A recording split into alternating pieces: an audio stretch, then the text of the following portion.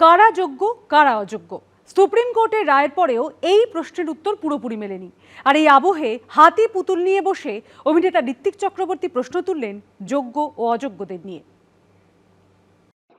Hello hello, mic testing, hello. অযোগ্যকে যদি যোগ্য আর অযোগ্য বাঁচতে বলা হয়, তাহলে অযোগ্য যোগ্যর দিকেও থাকে না, অযোগ্যর দিকেও থাকে না। তাহলে সে শুধু নিজের দিকে থাকে এবং প্রমাণ করে সে অযোগ্য। এটা সবাই জানে। হ্যালো হ্যালো, মাইক টেস্টিং, থামো তো। সুপ্রিম কোর্টের রায়ে চাকরি হারিয়েছেন প্রায় 26,000 শিক্ষক ও শিক্ষাকর্মী। রাজ্যের একাধিক স্কুলে তৈরি হয়েছে হাহাকার। কোথাও শিক্ষকের অভাবে বন্ধ হয়ে যাওয়ার আশঙ্কা তৈরি হয়েছে বিজ্ঞান বিভাগে। অনেক জায়গায় গ্রুপ সি বা গ্রুপ ডি কাজ করার কর্মী নেই। ফলে হেডমাস্টারকে স্কুলের গেট খোলা থেকে শুরু করে ঘন্টা বাজানোর কাজ করতে হচ্ছে।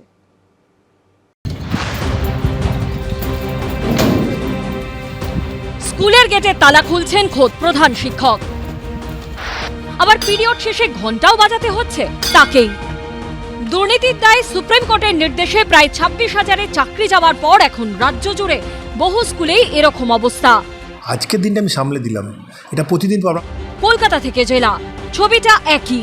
দক্ষিণ কলকাতার যাদবপুর বিদ্যাপীঠ, ক্লাস 11 ও 12-এর 67 জন পড়ুয়ার কম্পিউটার সায়েন্সের টিচার ছিলেন একজনই। বৃহস্পতিবার সুপ্রিম কোর্টের রায়ে যার চাকরি চলে গেছে। স্কুলে একজন শিক্ষাকর্মী করণিক এবং একজন উচ্চ মাধ্যমিকের শিক্ষক কম্পিউটার সায়েন্সের টিচার, তারা দুজনেই এই 2016 প্যানেলভুক্ত ছিলেন। সেই বিষয়টি পড়ানোর ক্ষেত্রে সমস্যা তৈরি হবে বিষয়ে কোনো সন্দেহ নেই।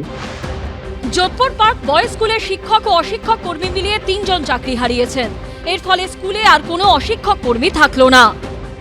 একজন মাত্র সর্বসাকুল্যে একটি মাত্র গ্রুপ ডি আমাদের স্কুলে এখন রয়েছে এবং তিনি কালকের এই সুপ্রিম কোর্টের ভার্ডিক্টের দ্বারা অ্যাফেক্টেড। শ্যামবাজারের দ্য পার্ক ইনস্টিটিউশনে চাকরি চলে গেছে গণিতের একমাত্র শিক্ষক সহ 2 জনের।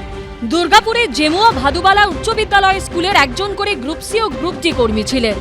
সর্বোচ্চ আদালতের নির্দেশে চাকরি গেছে 2 জনেরই। তারপর এদিন স্কুলে আসেননি 2 জনেই। স্কুল এসে আমি খুললাম, আমি স্কুলে ঘন্টা দিলাম। এটা হচ্ছে গ্রুপ ডি কাজ। আমাদের একটি গ্রুপ ডি আর একটি গ্রুপ সি ছিল। আমার 2 জন টিচারে এইচএস সেকশনে, 2 জন চলে গেলে তাহলে আমার ক্লাসগুলো কে নেবে? দুর্গাপুরেরই নেপালি পাড়া উচ্চ বিদ্যালয়ে শিক্ষক অশিক্ষক মিলিয়ে চাকরি গেছে 11 জনের। তার মধ্যে 8 জন শিক্ষক ও 3 জন অশিক্ষক কর্মচারী।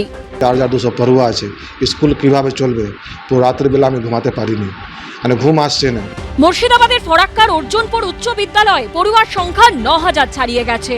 মোট শিক্ষকের সংখ্যা 65 জন, তার মধ্যে চাকরি হারিয়েছেন 37 জন। অর্জুনপুর হাই স্কুলের স্টাফ রুম রয়েছে, সেই স্টাফ রুমেও একেবারে বিষাদের ছায়া। শিক্ষকদের যে হোয়াটসঅ্যাপ গ্রুপ, সেই হোয়াটসঅ্যাপ গ্রুপ থেকেও তারা ছেড়ে চলে গেছেন। মরার থেকে তো কঠিন জায়গায় বিলং করছে ওরা।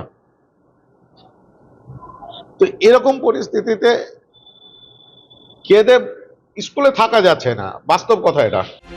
এই অবস্থায় শিক্ষকদের অভাব পূরণের জন্য স্কুলে বিনা পারিশ্রমিকের পড়ানোর আশ্বাস দিচ্ছেন অনেকেই। তো যাদের সাথে এটা ঘটেছে তাদের জন্য এটা একটা ভয়ঙ্কর মানসিক বিপর্যয়ের সময়।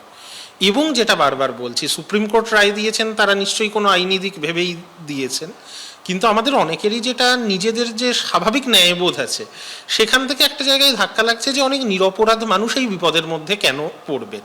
চাকরি হারাদের আইনি সাহায্য করতেও এগিয়ে এসেছেন অনেকে। কেউ আবার চাকরি প্রার্থীদের মানসিক অবসাদ কাটাতে বিনা পারিশ্রমিকে পরামর্শও দিতে চেয়েছেন। এবিপি আনন্দ।